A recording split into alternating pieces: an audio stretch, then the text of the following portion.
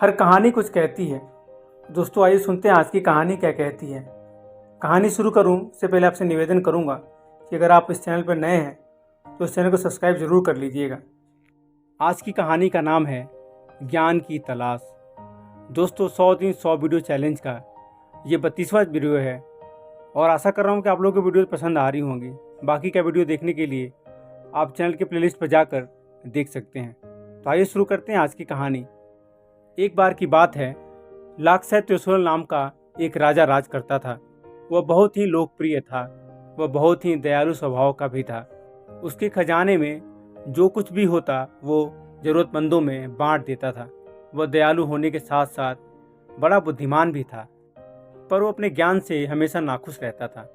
वह और भी ज्ञान अर्जित करना चाहता था।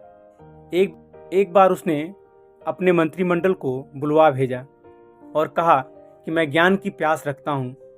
आप अपने राज्य में किसी ऐसे ज्ञानी या जानकार व्यक्ति को जानते हैं जो मेरी जानकारी और ज्ञान को बढ़ा सके। उसके मंत्रियों में से लोसांग ने कहा, राजन आप स्वयं ही बहुत ज्ञानी हैं। अब आप क्या जानना चाहते हैं, क्योंकि आपके जैसा ज्ञानी तो अभी यहाँ कोई नहीं है। आपके राज्य में भी सभी आपके भांति ही ज्ञानी लोग हैं, साथ ही आपके भांति ही उनका हृदय भी बिल्कुल साफ है। इस पर भी अगर आपका मन संतुष्ट नहीं है, मैं आपको बताता हूँ कि यहाँ से बहुत दूर एक वीरान जगह ल्यागापाला है, जहाँ के वर्जित जंगल में एक आदमी रहता है जिसका नाम नप्पो डकुचुएन है। वह बहुत बड़ा विद्वान है। अगर आपकी भेंट उससे हो जाए तो वो आपके ज्ञान की पिपासा को तृप्त कर सकता है। अपने मंत्री से यह बात सुनकर राजा बहुत खुश हुआ। उसने अपने आप को सामान्य वेशभूषा में तैयार किया। उस गुरु के लिए उसने एक छोटा सा सोने का टुकड़ा लिया और जंगल की तरफ बढ़ चला।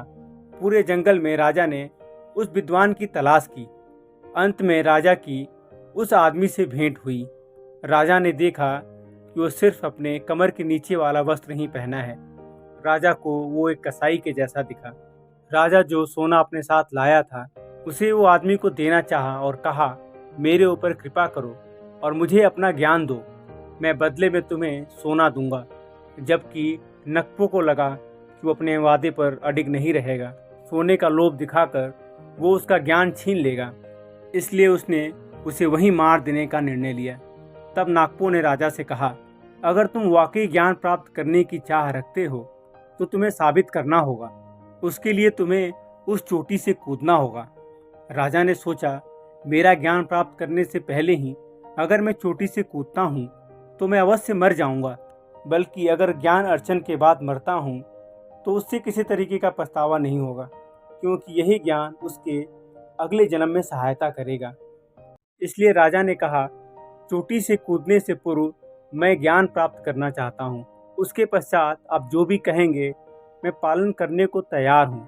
राजा के शब्दों को सुनकर नक्पो ने फैसला लिया कि उसे अनुभव और ज्ञान से सर्वथित मंजिस रूई प्रदान करे, ताकि वो सबके प्रति न्याय संगत रह सके। उनसे ज्ञान प्राप्त करने के पश्चात सोने का टुकड़ा नक्पो को सौंपकर वायदे के मुताबिक राजा चोटी से कूद गया। पर अपने ज्ञान के प्रभाव से वह सही सलामत जमीन पर उतर गया। ज्ञान प्राप्त कर राजा खुश हुआ। उसके बाद राजा अपने राज्य में लौट आया और न्याय संगत राज शासन चलाने लगा। कुछ दिन बाद नक्पो उस राजा के राज्य में ही अपना सोना बेचने के लिए आया। सैनिकों ने जब अपने राजशाही चिन्ह वाले सोने को उसके हाथ में देखा तो उन्हें उस पर संदेह हुआ कि इस जर्जर और बूढ़े व्यक्ति के पास ये सोना कहाँ से आया। वो उसे पकड़कर राजा के समक्ष ले आए। जब राजा ने उस आदमी को देखा तो तुरंत वो अपने गुरु को पहचान गया। राजा ने उनका सम्मान किया और अपने दरबार में उचित स्थान देकर उनके प्रति अपनी कृतज्ञता व्यक्त की। अपने गुरु के ज्ञान के आधार पर राजा एक न्यायप्रिय शासक बना और सदैव प्रजा के हित में शासन करने लगा। दोस्तों इस कहानी से हमें ये सीख मिलती है कि हमें हमेशा न्यायप्रिय होना चाहिए, चाहे किसी भी सिचुएशन में हम हैं। दोस्तों आशा करता हूँ कहानी पसंद आई होगी। पसंद आई है तो वीडियो को लाइक कीजिएगा, दोस्तों के साथ शेयर कीजिएगा और भी कहानियों के लिए इस चैनल को सब्सक्राइब जरूर कीजिएगा। मिलता हूँ अगले वीडियो में, तब तक के लिए राधे राधे।